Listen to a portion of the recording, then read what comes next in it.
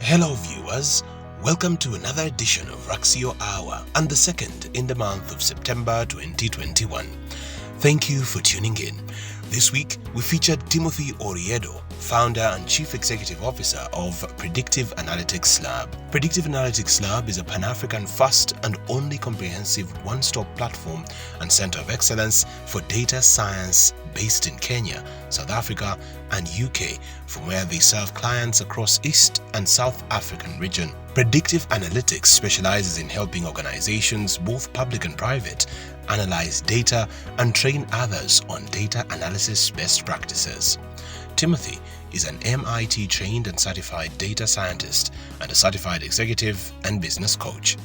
He highlighted the purpose of blockchain technology across business networks and the role played by data centers such as Raxio Data Centre in the prevalence of blockchain. Let us listen to what Timothy had to say. My name is Timothy Oriedo. I'm the CEO and founder of Predictive Analytics Lab. Blockchain technology is one of the technologies that are driving what we call the fourth industrial revolution. So we've had the phase of digitalization, which took us from the third industrial revolution to the fourth industrial revolution. So in digitalization, if I may go back a bit, was the aspect of transforming from physical assets to digital assets. So we had the advent of the mobile phone at that era. People were using social media to connect and experience things. And then also we had the automation of tools in the workplaces that enabled better processes, things like ERPs and whatnot. So if you look at that journey, by default, with something called the Moore's law, technology changes every 18 months. So by default, there was another wave of technology that has come to take over from where that one left.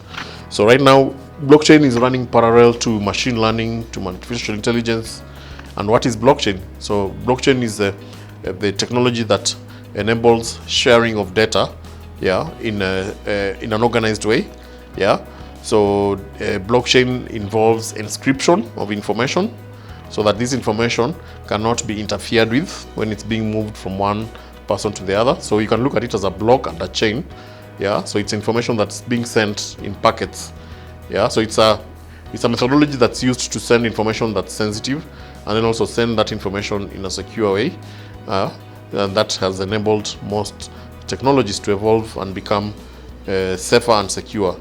All this innovation starts in academia, by academians writing research papers, experimenting with technologies. So blockchain started off from mathematics. So encryption, there's a critical component of encryption and compression. So as we continue evolving, the world is generating a lot of data. For example, the photos taken last year alone, through the camera, have exceeded all the photos taken ever since the camera was invented, the Kodak camera. So we're having humongous amounts of data that are being generated every day. And that has called for a scaling up and the improvement of the technologies which are used to share that information.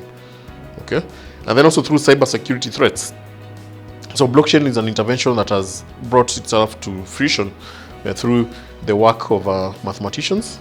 So they've been able to create algorithms that can be able to encrypt information to smaller packets, and then also transferring of that information from one owner to another, very cheaply. And that is what brought about the need for blockchain technology.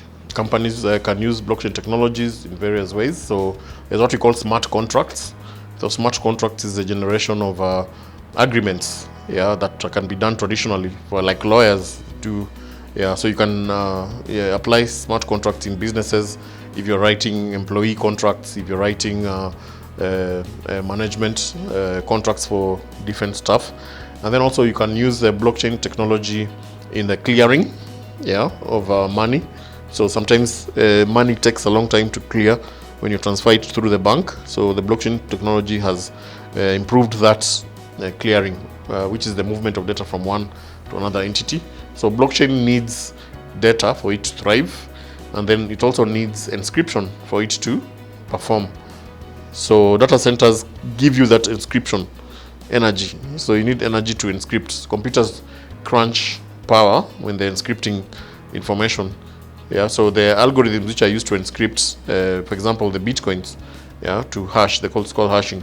So when that process happens, one code after running after another, it requires a lot of energy to run, and that's the energy that's being given by the data center.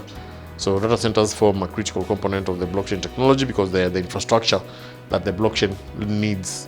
One of the recent business solutions has come, which is in the area of clearing of checks. Banks are adopting to blockchain technology to help fasten the process of back-end processing of checks. There's also another one in the front consumer-facing side, where there's a company which has come up with a mobile app that helps you as a consumer. When you're watching a television, you're able to get paid when you're watching that television. So watching television is utilizing your own time, and media companies use your time, to sell to advertisers. So this company came up with an innovation where they're using your time, monetizing it, and so that you can be able to claim a share from the media house. If they show you, for example, an MTN advert, MTN has paid the media house. So why is the media house not sharing with you some of that revenue? So we are trying to bridge the gap in the region through providing the right technology and right knowledge to drive that adoption of those technologies. So we've been able to do this through collaborations with institutions in the West. So very recently, Predictive Analytics Lab partnered with the European Business School in Luxembourg, and it's been able to provide thousands of scholarships to youth who are willing to learn how to be programmers in blockchain technology. Until next time, viewers, have a lovely weekend.